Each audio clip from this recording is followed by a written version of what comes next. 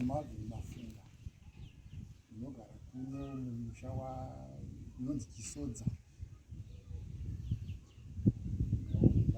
Masango kuchaora. Ndiwo mandakaberekerwa, ndimandakakurira, ndichiri nazvo. Kuno kuti netsika yekuti tikanoita dzikamunhu sanhasi. Mangwana acho kusensene ma 6 past 6 tinomuka tichinoona kuti paGuva parara pakaita sei. Saka samaitiro edu takangotora nawo seguri nevamwe vanga vauyawo vanga varara panapa tikaenda kunoona patanga taradzikwa mushakabvu. Hatina kufara nezvatakaona paGuva pakaita. Takaona pakaita sekuti pamwe munhu anga auya akatamba paGuva ipapo. Kumusoro kweGuva kwaiva negomba rairatidza kuti tingati pane dhaga rakasimudzwa rikazodzorerwa kana kuti pane chinhu chakadzikwa chasimudzwa dhaga rikazosara kupinda mukati. Ranga risina kunyanya kuraro kubva pozoita padivi pekuno ndokusaurirwa panga paine dhaga rakaita songe rakayevedza songe pane munhu akagara pamusoro peGuva. Dhaga ndobva rayerera nemunhu uya uya, asi pakanosvikoungana dhaga pasi hatina kupaona. Saka ndo zvishamiso zviviri zvatakaona zviri paGuva. Hatina zvimwe zvatakazonzwa kana kupa, hatina zvimwe zvatakazoona kunze kwekuzongotiwo vanhu vanga vakutaura kuti Diva akafukurwa, chimba chake chaonekwa chiriko, bhokisi racho raonekwa ririko risina chinhu. Izvozvo hatina ruzivo nazvo. Chatinongoziva ndechekuti paGuva pacho pakatambwa navo semapikicha ndakuratidza aya ndozvatakaona zviripo. Takabiwa hatina kuziziva, handiti ndati takaona pane gomba, saka makuhwa ari kuita sekuti munhu uye akatorwa akadyiwa. Ndomatauriro azviri kuitwa, asi hatina proof nazvo. Anogona kunge achingori makuhwa kuti tingati pane bhokisi rakaonekwa riri somewhere, hatina zvatakaona. Mafiro akaita muchinda uyu hatina kuti takatarisa kuti angafira nzira iyo. Kunongora kufungidzira kwatiri kuita kuti kana pane akakonzeresa rufu irworwo, maybe nekuda kushereketa.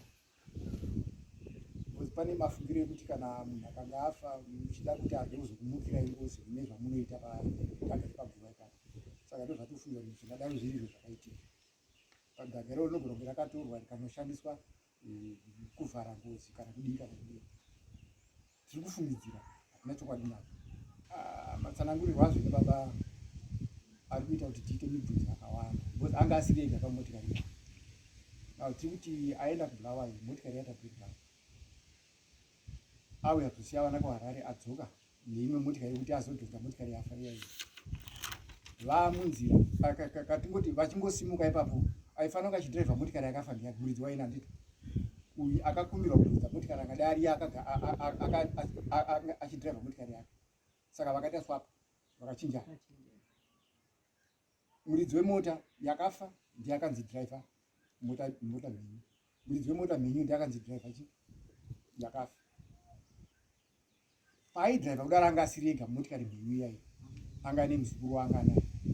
But pakaitika tsaona apa, muzukuru akangobuda, ndofunga akangobuda achipukuta Guva kudai. Haana kana skrechi yaakawanda. Aitoimba pano panhama zvakakuratidza kuti haana chakamaafekta. Zvinenge zviri kunzi patsaona pacho ipapo vashenza ambulensi dzakauya kuzotakura uyu akangobuda achipukuta madhaka ichisiya anga akuvara. Hapana kutoita zvakanaka. Taifungidza kuti ambulensi yaifanira kunge yakatakura uyu aida rubatsiro nokukurumidza. Kunyange vanga vakaona kuti hapasina munhu, vanga vakadii, vatikutakurawo uchingoenda kunoshandisa chirango chekuti matakura munhu uchida kumubatsira. Saka vakatakura anga asina kukuvara vakasiya munhu anga akuvara, kwaakuzodzwa kapaipai. Kana anga aida kubatsirwa anga achabatsirwa chete. Saka tinoona sekuti zvinhu hazvina kufamba zvakanaka kudai. Ndo pari kuita kuti tive nemubvunzo kuti sei uyu akabuda. Kutaurwa zvaita zvinonzi kombi yacho beyond repair. Muridzi waina kuti ndikaenda kubuda ndichanotora mavhiri ndiye andingatoti yanikatoti ndinoretriva pamotikari anzi yakapwanyika hapana girazi rakasara risina kupwanyika ndokutaura kwake. Asi magirazi vaya anopwanyika, vanhu vaviri vari mumotikari vari mumota imomo, mumwe ofa mumwe obuda chimwe pukuta gurwa kudai.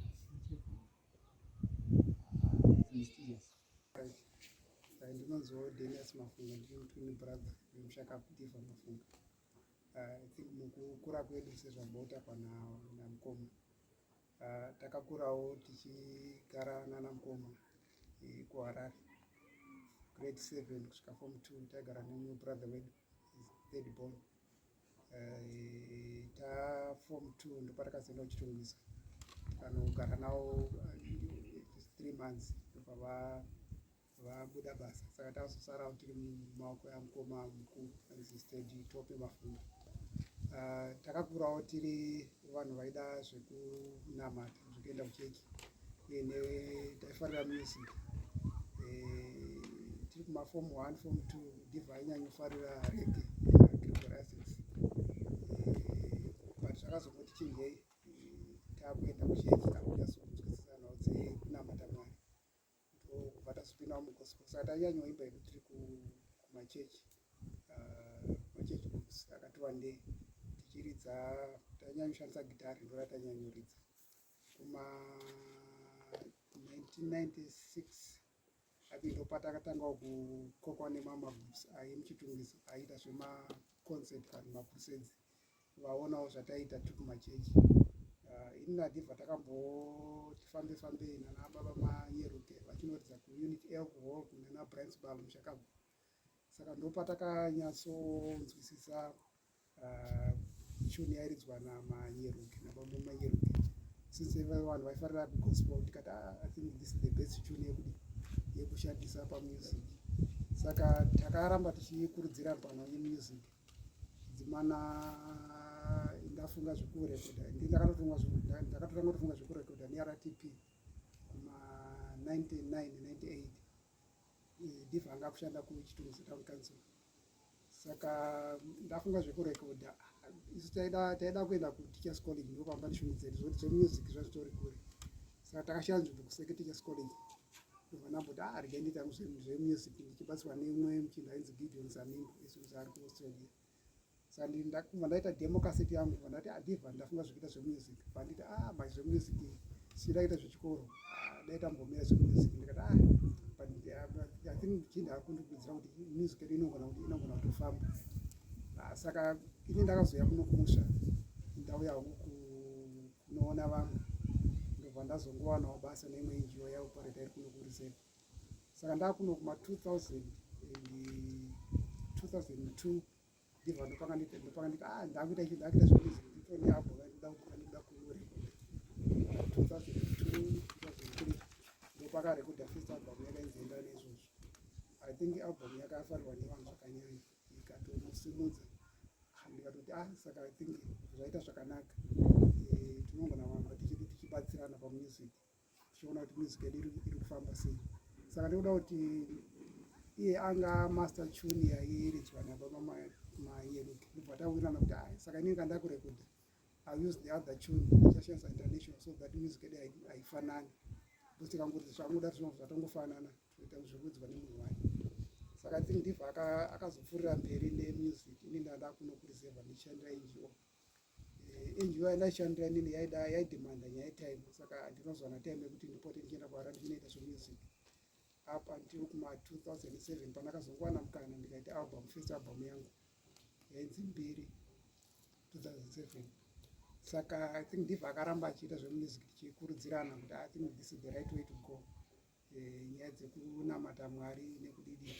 Saka mukukura kwedu naDiva takakura tiri vanhu vanoteerera zvikuru sei, tichinzwisisa kwatakabva kuti takarerwa nanamukoma. I think ndowana baba vedu vasara, saka I think we need to kuobey even zvavanotaura, even nekukurawo tichiwirirana semhuri. I think baba vedu vakatisiya tiri vana vanowirirana zvakanyanya, tichinzwa even kubva kune vanhu vakatitendedza vaitoti I think musha uno une vanhu vanowirirana, tisati tamboona muchipoputana kana kutukanana. Saka I think naDiva takakurawo tiri vanhu vari so humble, tichinzwisisa kuti vanhu vatinogara navo vanofanira kuremekedzwa semadzikoma edu even ana mai guru edu. Hatina patakambokonana even kana mukabvunza hatina patakakonana even ana mai guru even kana ini naDiva hatina patakambokonana. Tangokura kuti vanhu vaiwirirana vasingatukani kana vasingadini. Toziva muchivanhu chedu nyaya dzeuroyi dziripo, but zvatakaona kumanje zvakatozvichisa nekuti takazviona nephysical eye, hungu mutsika dzedu dzeuroyi toziva kuti varoyi vanodya vanhu pane zvinogona kuitika, but azhinji hazvioneke nephysical eye. But zvatakaona kuguva rinwangu iya kuti the physical eye yakatoona pane like sezvataura namukoma kuti pane ngoma kumusoro nechekumusoro, then nerimwe dhaka raita kusemukira tabhuru. Saka taingoto I think this is too much, because hungu makuva ese anototerwa nayo nevanhu nevaroyi. But zvatakaona zvekuti unonyatsoona nephysical eye zvava kuti mweya tinacho was so challenging. Saka imimi mukoma Diva Mafunga muri kuti utumbi wemukomonyi wakadyiwa here? We cannot even hatikoni kuconfirma nekuti zvinoitwa in the dark world kana zvinoitwa nemweya tsvina pamba zvinonetsa kuinterpreta kuti zvii zvingadaro zvakaitika. But chafunguza nekuti paguva pamba nesinglight pakangodzikira depression light kuratidza kuti paitange pane chinhu changozomoka, but dhaka racho harisingatombona kuti raenda kuti pangi raiswa kupi. Saka pamba pacho hatigoni kujaja zvinhu zvinoitwa mumweya nemweya tsvina tichizvijaja nephysical eye. Taura ndiri amai guru vaDiva, zita rangu ndonzi Wini Tope. Diva Mafunga akakurira ari mumaoko mangu. Vakapinda chikoro kubvira grade 1 kusvika maform 4 avo, asi ndaipota ndichiuya kuno kumusha ndichigara kwaHarare nababa. Vakazoti vapedza magrade 7 ndobva vatorwa nababa unini vari kuMvuru vakanogara navo vachivadzidzisa mafomu 1 nefomu 2. Ine ndakazovatambirawo vakuita fomu 3 nefomu 4. Vana ndakagara navo zvakanaka, matwinzi. Vanga vasingatambe nasikana, chavo changa chiri chekutamba nemabhuku. Vanga vasingabude mumba, vakanga vakabva kuchikoro votora mabhuku avo voverenga. Vanga vasingandinetse, vana vanga vachitumika. Svondo rakazopinda tsaona iyoyi akauya chiri chitatu. Ini ndadzira rukade rwangu rwekupurira. Akabva asvika musi wechina makuseni zvanzi amai guru ndauya kuzopura chikafu changu. Ndikati ewe baba munini. Akatsvaga vanhu vakamupurira chikafu chake, vakaurutsa ndana amai nini nemumwe tete vari pamhirapo nemumwe muzvikuru ari pamhirapo, ndovakaurutsa mapunda ake akaita tani. Musi wechina, musi weFriday akasona masaga ake akaisa mumba. Aisa mumba masaga ake akati amai guru ndichava ndotengesa, handisi kutengesa izvino. Ndikati baba munini ndikuda kumboenda kumusha, ndaane mazuva ndisingaende kumusha, ndikuda kunoona namai. Zvanzi amai guru munofanira kupura chikafu chenyu morongedza. Ndozoya ndokutakurai ndokuendesai kumusha. Ndikati ewe baba munini. Saturday kusenyi ndobva amuka ndakavabikira tii, ndobva vanwa tii. Apedza kunwa tii zvikanzi amai guru kuma12 ndopa akasumuka panopamba akati amai guru ndakuenda asi ndiri kudzoka. Ndikati ewe baba munini. Zuva ndomakusenyi. Ndikati baba munini uchauya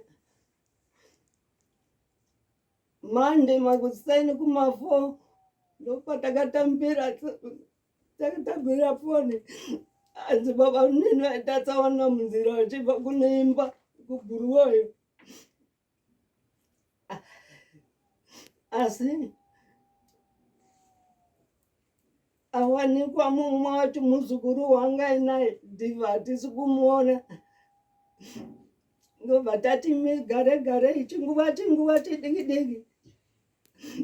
Ndopakabuya foni zvanzi mapurisa apo neamburenzi.